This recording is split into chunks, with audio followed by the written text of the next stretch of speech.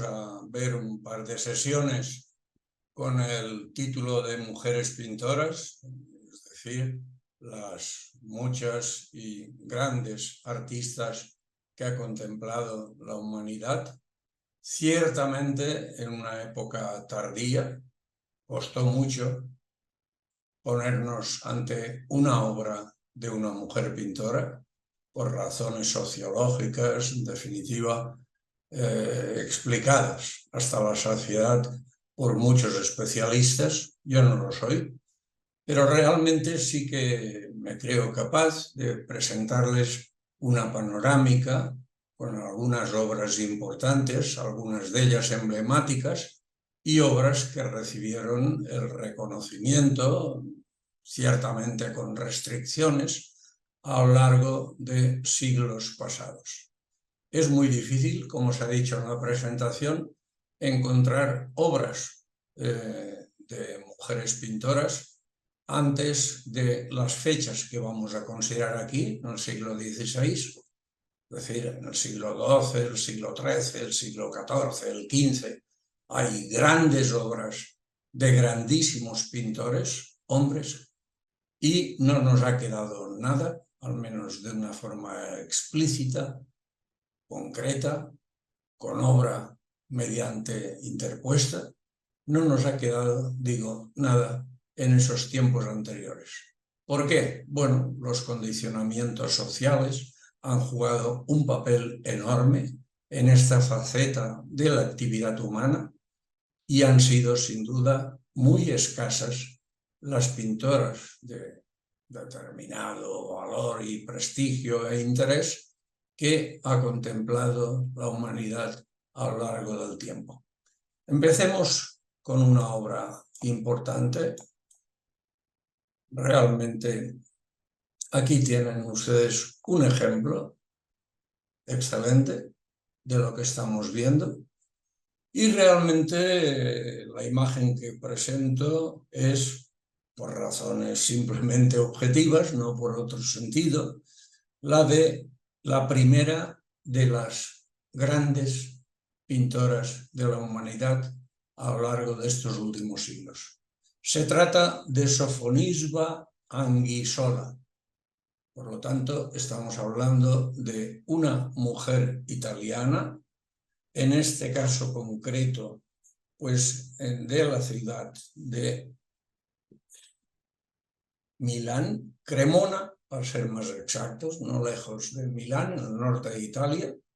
Nos aparece en tiempos del Renacimiento, atención a esto, estamos hablando de mediados del siglo XVI, ya un tiempo pues con una fuerza expresiva importantísima, con grandísimos pintores masculinos, y aparece esta mujer. Aparece Sofonisba Anguissola, de una familia muy acomodada, próxima a la burguesía, incluso con algún toque de carácter noble. Y vemos en esta obra en particular a una mujer muy joven que nos mira fijamente a los ojos y que corresponde a un autorretrato de la pintora. Ahí la vemos con sus pinceles, ahí la vemos en definitiva mezclando sus colores, ahí la vemos delante de algún lienzo pintando una obra importante, con un uso realmente muy notable, tanto del dibujo como del color, la luz, las cualidades, en definitiva. Su mismo retrato está lleno de atractivos, maneja sin duda de una forma realmente positiva en todos los sentidos. Es una obra notable, al menos en cuanto a la calidad de la pintura. Nos aparece esta mujer joven, pelo recogido, vestida de negro, a la usanza de la época, mirándonos fijamente a los ojos. Y, sin duda, demostrando un dominio de la luz, en definitiva, del dibujo, de la perspectiva, en esta obra de tamaño reducido pero sin duda alguna de gran interés desde un punto de vista pura y simplemente objetivo. Este autorretrato de Sofonisba se conserva en el castillo de Lamford, en Polonia, en definitiva, lugar un poco insólito en relación con el resto de posibles ubicaciones.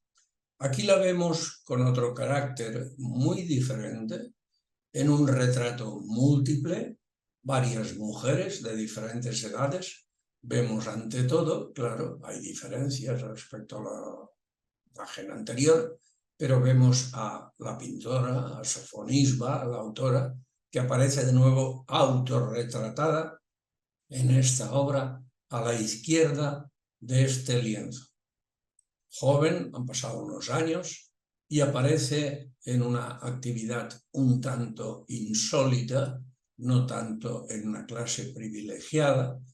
Tenía varios hermanos y hermanas, y la vemos con dos de sus hermanas, menores de ella, en un espacio libre. Una criada aparece por la parte de la derecha, mirando lo que las niñas o mujeres están haciendo: jugar una partida al ajedrez.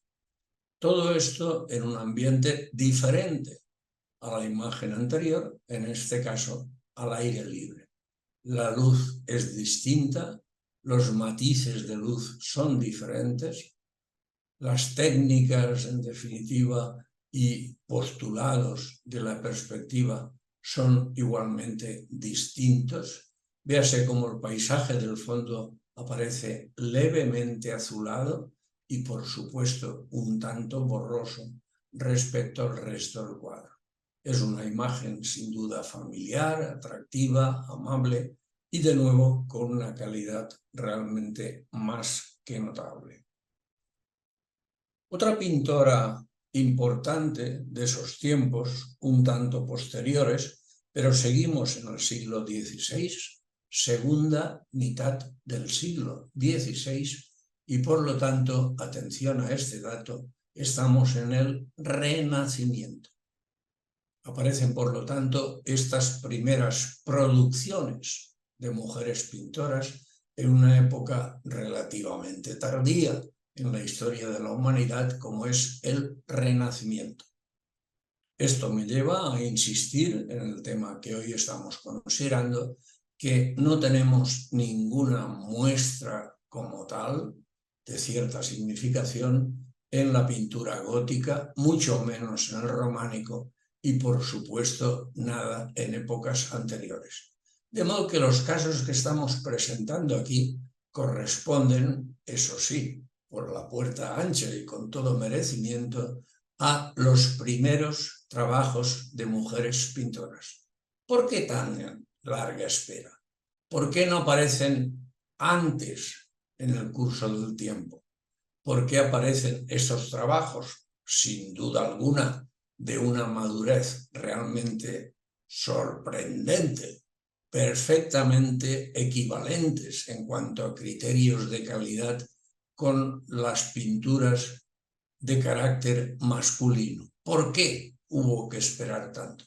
Pues por muchos motivos, pero básicamente motivos sociológicos.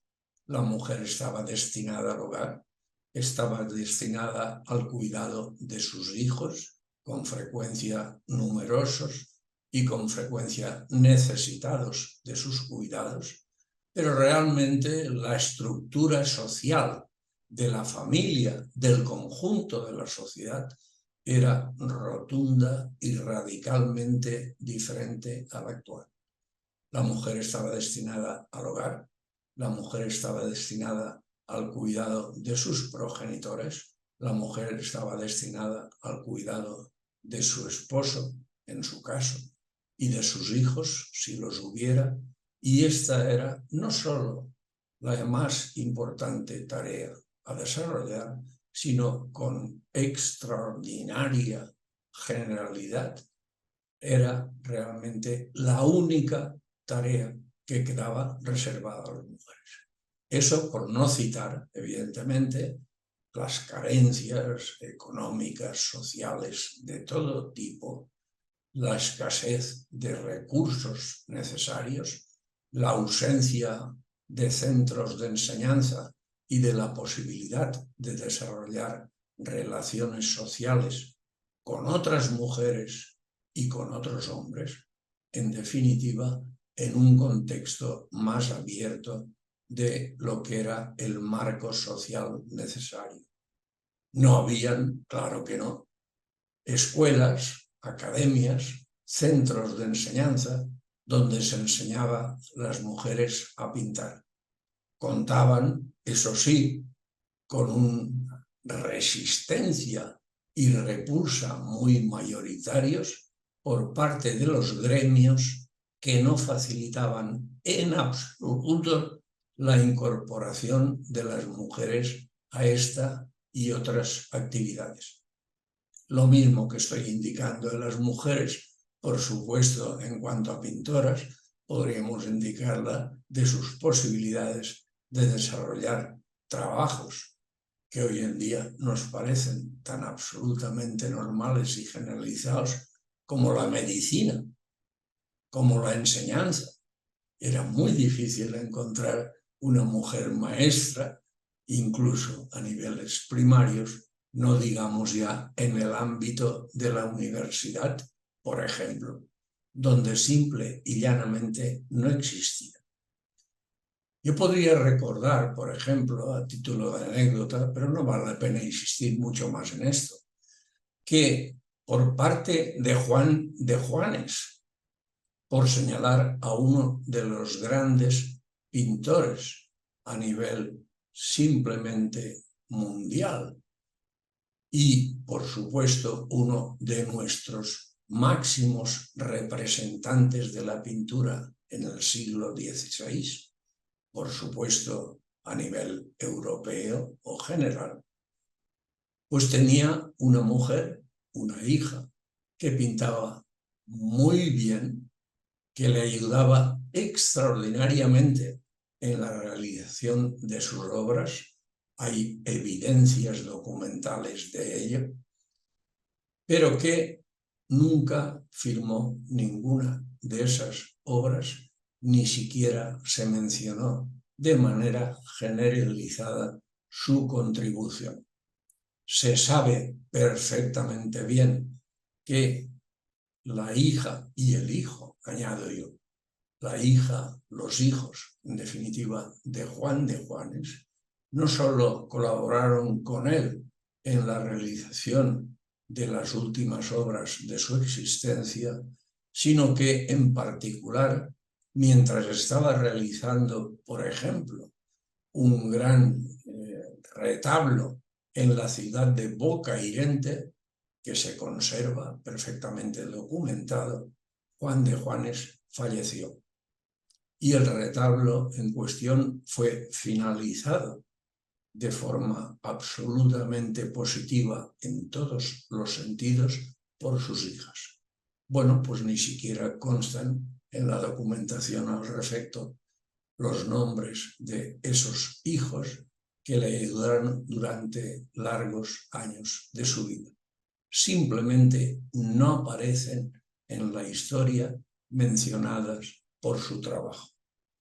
Pero sigamos un poco adelante y lo hacemos con este nuevo trabajo de Lavinia Fontana, finales del siglo XVI, Dama con perro, en el Museo Galería de Arte de Oakland, en los Estados Unidos. También me parece interesante traerles esto para ver, en definitiva, la extremada habilidad, diría yo, eficiencia en el retrato, en este caso, de esta familia numerosa, donde aparece una madre con sus hijos, sin duda alguna de la alta burguesía, personas acomodadas en todos los sentidos, con esos trajes riquísimos y esas facciones relacionadas entre unos y otros, con un atractivo indudable para el observador actual. Obra importante de Lavinia Fontana. Blanca Maselli y sus hijos, hoy en manos de una colección privada. Si damos un paso más, vemos que las posibilidades de las obras debidas a los pinceles de mujeres pintoras son muchas y todas ellas, vean los ejemplos que he traído aquí, de una indudable calidad. Este es un lienzo importante. Su autora, Clara Peters, un bodegón de caza cuyos detalles evitarán que los omita para abreviar, pero en definitiva muestran la extraordinaria habilidad pictórica, la eficiencia con que juega la composición, el dibujo y la luz. Atención a la luz. Estamos a finales del siglo XVI y a principios del XVII, en este caso concreto, y el lienzo, para completar la información, que se encuentra actualmente en el Museo del Prado.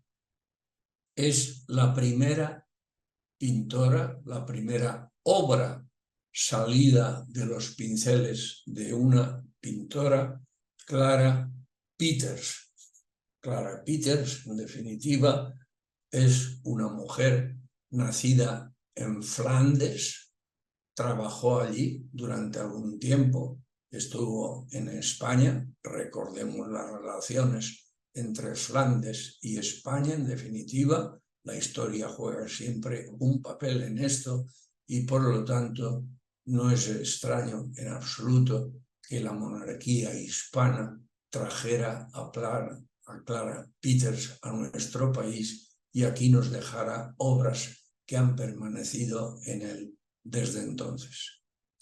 Además de este extraordinario bodegón, ojo, repito, con la habilidad de esta pintora para los bodegones, que ratificamos plenamente en este otro, diferente del anterior, un bodegón de una mesa, por lo tanto pasteles, algunos elementos cocinados de esta forma, alguna caza en la parte de la derecha, unas aceitunas soberbias en este plato, el primer término, jarra, vaso con vino, etc. Y otros complementos dentro de ese mantel, todo ello sobre un fondo oscuro que destaca todavía las características de todos estos materiales o alimentos. Veamos una de las grandes del siglo XVII, 1612, es la fecha de este lienzo, 1612. Nombre de la autora, Artemisa Gentileschi. Artemisa Gentileschi. Es también una pintora nacida y desarrollando su trabajo en tierras de Flandes, bien conectada por esto con la burguesía, las monarquías hispanas, y de la cual pues he entresacado esta muestra, en mi opinión, espléndida de dónde y cómo estamos. Estamos en el barroco, en definitiva, estamos en el siglo en el que triunfa la perspectiva, triunfa la luz y consigue efectos realmente sorprendentes de una altísima calidad en este caso concreto. Artemisa Gentileschi nos pinta aquí esta joven con laúd, este es el título de la obra, esta joven, en definitiva, cabellos dorados, la cabeza vuelta, está casi de espaldas al espectador, muy fuertemente iluminada por una fuente que sin duda está en la parte de la derecha del cuadro y viene de la parte alta, algún otro instrumento musical, sobre esa mesa, ella aparece sentada en ese diván rojo y en definitiva muestra de esta forma un contraste de colores y de composición y de dibujo de una absoluta y objetiva calidad totalmente indiscutible. De la misma pintora, de Artemisia Gentileschi, les traigo este otro ejemplo insólito. De nuevo un cuadro en que la perspectiva y la luz juegan un papel absolutamente fundamental en la línea de los grandes creadores de este tiempo. Ojo, porque estamos hablando del siglo de Velázquez, de Rubens, de Rembrandt y de un larguísimo etcétera. Y nos trae esta muestra, como les decía, insólita, con un título de una sola palabra, Danae. Por lo tanto, la pintora entra en el campo de la mitología y lo hace nada más y nada menos. Y atención, estamos en el siglo XVII, repito, con un desnudo integral de esta joven que aparece adormecida sobre un sofá. Entretanto, su criada, a los pies de la cama, vestida de azul, cubierta con esa toga blanca, extiende su falda hacia el cielo, recogiendo, vean ustedes, esos puntos blancos, la lluvia, en definitiva, de oro que simulan esos pequeños puntos luminosos. Se trata, evidentemente, de un episodio forjado, desarrollado, en torno a lo que fueron las relaciones entre Zeus y la joven Danae, en definitiva, que aparece aquí representada y que se suele conocer en los textos mitológicos como el mito de Danao. En otras palabras, estamos hablando de un tema fuertemente, rotundamente erótico entre un hombre y una mujer, en la cual la mujer aparece con un desnudo integral, no raros por otra parte, en el siglo XVII, ni mucho menos. Pero en este caso, no lo olvidemos, saliendo de los pinceles de una pintora. Es decir, las mujeres conquistaban no solo el derecho a crear, no solo el derecho a exponernos su visión del arte, la pintura en este caso, sino también la posibilidad de hacerlo con plena capacidad, con plena libertad, hasta cierto punto añadiría yo, en el caso de estos ejemplos del siglo XVII. Sigamos adelante. Y aquí vemos a la pintora en cuestión. Aquí vemos a Artemisia Gentileschi haciendo sonar un instrumento musical, una variante del laúd, con ese vestido soberbio, con esos pliegues, en definitiva, esas luces y claros, oscuridad en todo el conjunto. El fondo es neutro, la mujer, sus rostros, su cuerpo, sus manos, fuertemente iluminados por esa luz intensa que proviene de la derecha y parte superior del espacio. Un cuadro, en definitiva, soberbio, de una calidad absolutamente sorprendente. Y de la misma pintora, este nuevo esquema, en el que vemos a Judith y su criada. Judith es la mujer que aparece al fondo, con una espada en su mano derecha. La criada aparece de espalda y, atención, llevando una canasta con la cabeza que le acaba de cortar Judith de Holofernes.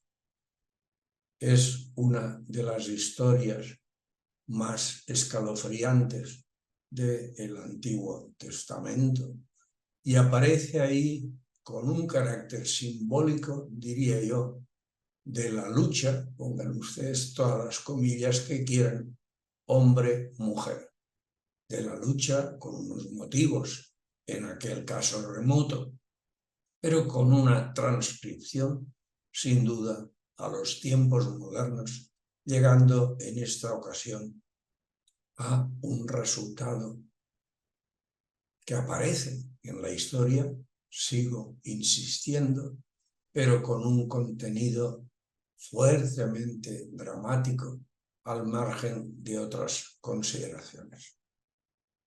Sigamos adelante. Y lo hacemos con un lienzo muy diferente, sin duda alguna con un gran atractivo. Vean ustedes este alegre bebedor, que es el título del lienzo de otra gran pintora del siglo XVII. Seguimos, por lo tanto, en el barroco, pleno de grandes pintores masculinos, y también estamos viendo con interesantes pintoras mujeres. En este caso concreto, Judith Leister, alegre bebedor.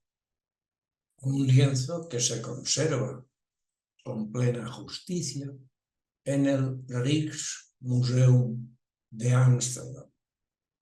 Alguno de quienes me escuchan sin duda lo habrá visto en alguna visita a este museo y tal vez lo recuerde por su carácter fuertemente atractivo y positivo en todos los sentidos.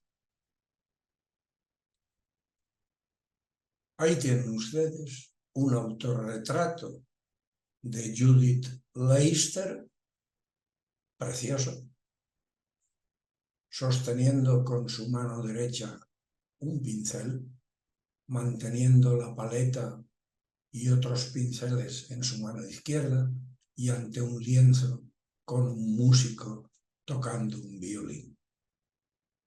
El retrato es formidable. Los rasgos de la pintora ajustados. La distribución de la luz en el lienzo formidable y la información general respecto a todo el entorno, vestido, tocado, etc., sin duda alguna muy interesante en muchos aspectos. Diferente esta obra de Judith Leister, igualmente, Niños con gato, una obra llena de picardía, con esos dos niños sonrientes, en la que yo destacaría, evidentemente, el atractivo del tema intrínseco y, por otra parte, insisto en eso una vez más, y nunca será bastante, el portentoso dominio del juego de la luz que muestra la artista.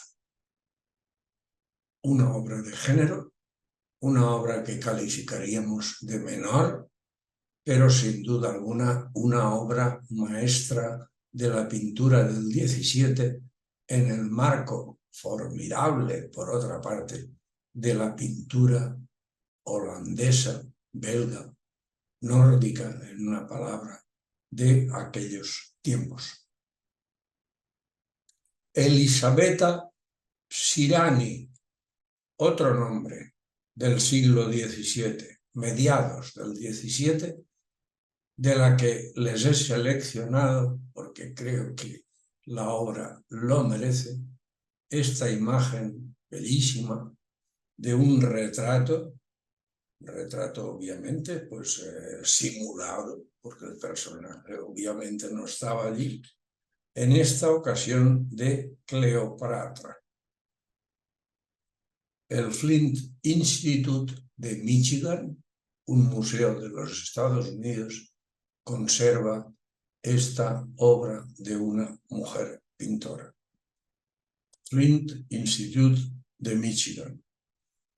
Incluso, aunque no son demasiado frecuentes esas temáticas, esta obra me ha parecido muy interesante por su calidad, ante todo, porque es una obra 100% religiosa. Atención, que el tema no abunda excesivamente entre las producciones de las pintoras mujeres. Virgen con niño, sin duda alguna una imagen preciosa. No hay nimbos dorados, no hay aritos, hay simplemente pues el retrato tremendamente conseguido en todos los sentidos de la pintura de esta mujer con un niño recién nacido y que de nuevo pone de manifiesto, nos muestra la maestría de estas autoras en la captación de la luz, el color y los efectos de ambas componentes. Veamos también otra obra, en esta ocasión relacionada con el Antiguo Testamento, de la misma autora, que es Elizabeth Sirani, y que en este caso nos muestra un lienzo relacionado con el encuentro de Moisés, libremente interpretado, libérrimamente diría yo, pero también con un atractivo que sobrevuela a toda esta producción con gran efectividad pictórica, como es el juego de la luz en un espacio cerrado. Sigamos en esta misma línea y veamos en otro género muy diferente, en el que abundan las producciones de mujeres en estos tiempos y posteriores, porque hay más autores, claro, de los que les estoy mostrando. Raquel Ruiz, Jarrón con flores. Bueno, soberbio. Un gran cuadro de flores que tanto abundaron para deleite de la gente de aquellos tiempos, que no solo incluían a la Iglesia, que no solo incluían a las monarquías, a los nobles, sino que incluía también, y esto es muy importante, a grandes capas de la sociedad, en definitiva, que optaban por la pintura en sus muy diferentes variantes como un elemento decorativo de sus hogares. Un planteamiento que sin duda alguna fortaleció el desarrollo de esta bella arte a lo largo de todo el siglo XVII y principios del XVIII de manera muy especial. Aparte de este jarrón de flores, de la misma pintora, Raquel Ruiz, este bodegón pleno también de datos y detalles, en definitiva, de una indudable calidad.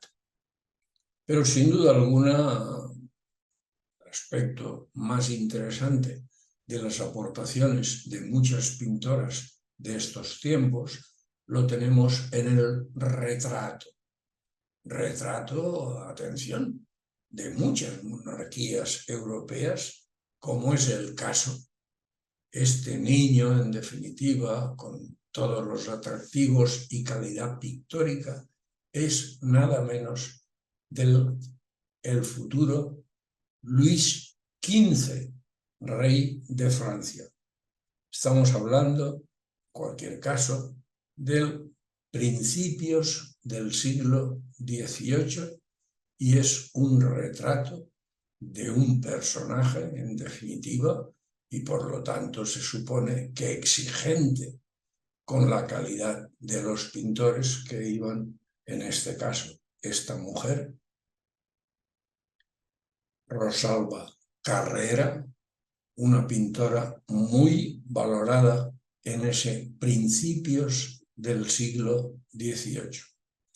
Esa valoración está plenamente justificada si atendemos a este retrato de esa pintora mencionada, evidentemente que corresponde a una etapa posterior, como salta a la vista ya en relación con su edad, una etapa ya de edad media, madura, en definitiva, pero una mujer de ojos inteligentes, una sonrisa comedida y, de nuevo, un juego magistral de luces y sombras en la obra que estamos contemplando aquí. Rosalba Carrera, autorretrato. Se conserva este fabuloso trabajo en la Gemäldegalerie de Dresden, en Alemania. Es, en mi opinión, una de sus obras más interesantes. Veamos otra pintora, diferente, interesante siempre. Esta que les muestro aquí, gran maestra en el retrato, Elisabeth Lebrun. Elisabeth Lebrun. Estamos ya muy a finales del siglo XVIII. Dos mujeres, en definitiva, con sus respectivos hijos, sentadas en un jardín a la hora del anochecer y, por lo tanto, con una iluminación más matizada. Pero, de nuevo, la composición, el juego del color, la belleza con que están tratados, sobre todo, los rostros de las dos mujeres, esa sutileza en el juego de la luz, por muchos motivos justificada en este caso, todo ello convierte esta obra, que se conserva en la National Gallery de Washington, como un, evidentemente, tesoro en las obras que almacena aquella pinacoteca, nos hacen hablar de ella muy positivamente. De la misma Elisabeth Lebrun, una segunda obra muy diferente a la anterior, en este caso de un hombre, de un miembro de la nobleza destacado, que corresponde a un retrato que se conserva en la actualidad. Vean también la fuerza del colorido, los contrastes que se ponen de manifiesto ahí, el gesto del hombre, en definitiva, ese mirar a la lejanía de sus ojos, ligeramente entornados y vueltos hacia nuestra derecha, y que se conserva, les decía, en la actualidad en la National Gallery de Washington. Como ven, los ejemplos que estamos tratando son abundantes, interesantes, variados, de altísima calidad, atención, perfectamente homologables con la producción masculina durante esos mismos tiempos y enmarcados por las pautas, en definitiva, y el desarrollo, pues, artístico, en definitiva, del arte de la pintura. Muy diferente, tal vez, en sus producciones, pero con un interés que nadie puede negar, Yo les he traído esta muestra bien diferente de todo lo que acabamos de ver hasta ahora, de Rosa Bonheur. Rosa Bonheur. Estamos hablando ya de mediados del siglo XIX. Muchas cosas han cambiado, salta a la vista en todos los sentidos. Tema elegido, el uso del color, la dinámica, el movimiento de las escenas. Bueno, lo vemos aquí con gran claridad dentro de lo que llamamos feria de caballos. Hombres en conjunto y solo hombres. Caballos de todo tipo y género que están participando en algún tipo de celebración o sus preparativos. La composición es muy efectiva, es realmente soberbia desde el punto de vista cualitativo. Estamos, por otra parte, hay que valorar esto, claro, en el exterior. Ya no estamos en un espacio cerrado, más íntimo, con notables, en definitiva, limitaciones a la luz. No, nada de esto aquí existe. La luz es libre, tan libre como esos caballos que corretean, que saltan, que en definitiva se mueven agitadamente en un espacio abierto. Esto no lo habíamos visto ni en la pintura de hombres ni en la pintura de mujeres, salvando las excepciones que ustedes quieran señalar, pero realmente va a ser el punto común, una de las características, diría yo, de la pintura del XIX. Pintura al cielo abierto, pintura en el exterior, pintura que capta esa luz tomándola directamente de la naturaleza, entrando en esa naturaleza para representar los objetos más variados. Vean, si no, este otro ejemplo del bien hacer de Rosa Bonheur, pastor escocés, en un espacio abierto, sin paliativos, libre, donde la luz inunda a raudales toda la escena, con este pastor vestido, cómo no, a la usanza escocesa, con ese rebaño, algún perro por el fondo, ayudándole a realizar su trabajo, probablemente en algún espacio de los Highlands, las tierras altas de Escocia, de una belleza sin igual que la pintora Rosa Bonheur capta con una extraordinaria eficacia. A un nivel mucho más modesto, pero sin duda con un gran atractivo, podemos referirnos, cuando hablamos de esta nueva producción pictórica, Rosa Bonheur nos presenta aquí una granja en el bosque. Es decir, cualquier motivo, cualquier tema es bueno si se capta con solidez, con expresividad, con atención al detalle por un gran realizador, como es en este caso la ya mencionada Rosa Bonheur.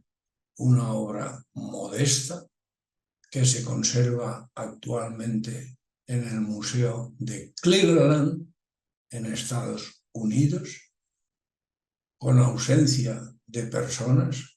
Es el paisaje por el paisaje, en definitiva, como una tendencia de esa pintura o plein air que tantos y tantos lienzos originó en tierras de Francia y de hecho en toda Europa occidental. Veamos, para ir concluyendo, seguimos en el siglo XIX, de hecho, bien avanzado el siglo XIX, con una pintora que considero clave en este tiempo y que supondrá, en definitiva, el triunfo incontestable de las pintoras como artistas ya en esta época. Lo que eran ejemplos escasísimos, que hay que buscar casi con lupa en algunos de los casos que les he traído aquí, se convierte en un torrente de artistas, mujeres, que van a contribuir con una fuerza, con una eficacia, con un poderío realmente increíble. Podríamos haber dicho eso unos pocos años antes, y que ahora se convertirá en una presencia tan abundante como interesante en muchos sentidos y que iremos viendo en nuestra próxima conferencia. De momento hablemos de esta pintora, Bertha Morisot,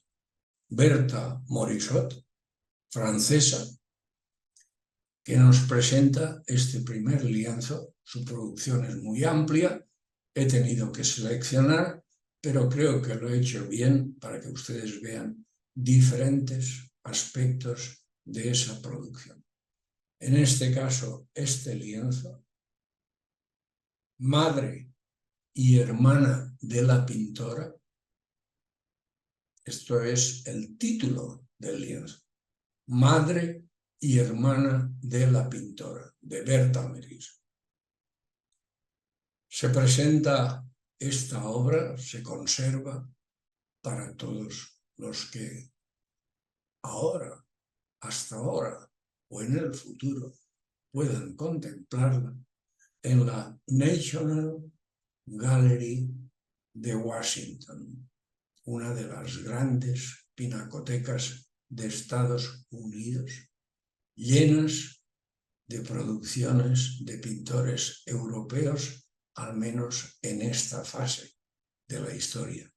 Por lo tanto, en esta pinacoteca y en otras que mencionaré, podemos admirar las realizaciones de esta pintora francesa, Bertha Morisot.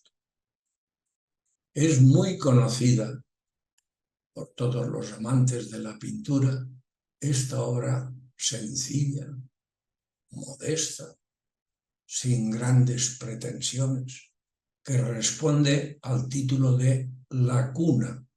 La cuna. Bueno, ahí vemos a una madre sentada junto a la cuna en la que descansa su hijo. La obra no puede ser más sencilla. Un predominio del blanco, por lo que respecta a la cortina posterior a la mujer, por lo que respecta a esa tela, a ese tul, a esa, en definitiva, tejido liviano que envuelve la cuna donde descansa ese pequeño niño. La cuna se encuentra, es una obra realmente emblemática, estoy seguro de que muchos de quienes me escuchan la recordarán, la habrán visto en alguna ocasión o con algún motivo, porque es tal vez la obra más conocida de Bertha Morisot, porque aúna belleza, sencillez, ternura y efectividad pictórica. Es una obra, insisto, altamente positiva en todos los sentidos, que se enmarca dentro de lo que es la revolución de la pintura francesa en estos tiempos, no exactamente una obra impresionista, pero cercana al impresionismo en algún sentido, y conservada, cómo no, en la actualidad, en el Museo d'Orsay de París. De la misma Berthe Morisot, yo les presento esta maravilla. Aquí sí, estamos al aire libre, estamos reproduciendo los matices del plein air, las diferencias, los detalles, ese carácter un poco borroso de todo el fondo del lienzo, obviamente representando algún entorno de alguna gran ciudad, probablemente París, y con esta mujer y esta niña, en la que destacan mil y un detalles de la forma en que se vestía en estos tiempos. 1872 es la fecha exacta. Atención al detalle de estas flores que aparece sobre esa pilastra de la derecha. Atención a esos detalles un tanto ambiguos, pero estrictamente necesarios del paisaje del fondo. Atención a las nubes, con ese carácter un poco indefinido de lo que son los efectos de las perspectivas. Estamos hablando de un paisaje urbano, por supuesto, en la lejanía. Y atención a los mil y un datos de cómo vestían las mujeres y los niños en aquellos tiempos ya relativamente cercanos a los nuestros. Para ir concluyendo, tema similar al anterior, con una plasmación y realización muy diferente a él. Es un cuadro deliberadamente, yo diría, inacabado, o donde la fuerza del bosquejo, del apunte, gana un atractivo ante el observador muy importante. Mujer y niña en un parque. Mujer y niña en un parque. Mil y un detalle. Están pasando una tarde, la niña con sus juegos, tiene una pequeña barca entre sus manos, la mujer está sentada en una banqueta, la luz, los colores presentan una mezcla un tanto abigarrada, mal definida en el sentido del dibujo, pero ahí se trata de captar, recoger y representar el ambiente. Hay luz, pero esa luz está muy matizada por la arboleda y se trata, en definitiva, casi de un apunte, pero sin duda alguna de un atractivo pictórico fuera de toda discusión.